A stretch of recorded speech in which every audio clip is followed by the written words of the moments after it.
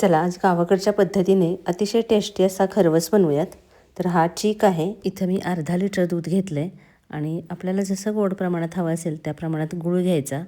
साखरेपेक्षा गुळाचा खरवस छान लागतो. खरं तर खरवस हा सारखा सारखा खायला मिळत नाही. मी स्वतःच हे 2 वर्षानंतर खाणार आहे. बाहेर पण विकत मिळतो बहुतेक, पण तो कधी आम्ही आणला नाही. गूळ चांगला विरघळवून घ्यायचा आणि अर्धा लिटर दूध घेतलं आहे, तर एक छोटा पेला हा एवढा पेला भरून मी चीक घेतला आहे. जास्ती पण चीक टाकायचं नाही, म्हणजे दुधापेक्षा चीक जास्ती टाकायचं नाही. दुधापेक्षा थोडासा चीक कमीच घ्यायचा, नाहीतर मग खरवस आहे तो वातड होतो. त्याच्यावरती सुंठ, वेलची पावडर आणि जायफळ पावडर टाकायची. तर ही वेलची पावडर ते एकदमच बारीक केली आहे. थोडीशी जाडसर असेल तर दिसताना पण चांगली दिसते. एका मोठ्या पातेल्यामध्ये पाणी गरम करायला ठेवले आणि त्याच्यामध्ये या छोट्या पातेल्यामध्ये खरवस बनवायला ठेवला आहे. त्याच्यावरती झाकण ठेवायचं आणि मोठ्या पातेल्यावरती सुद्धा झाकण ठेवायचं.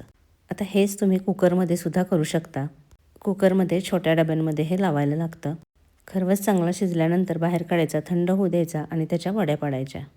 फ्रीजमध्ये ठेवल्यानंतर अजून छान वड्या पडतात आणि खूप टेस्टीसुद्धा लागतात.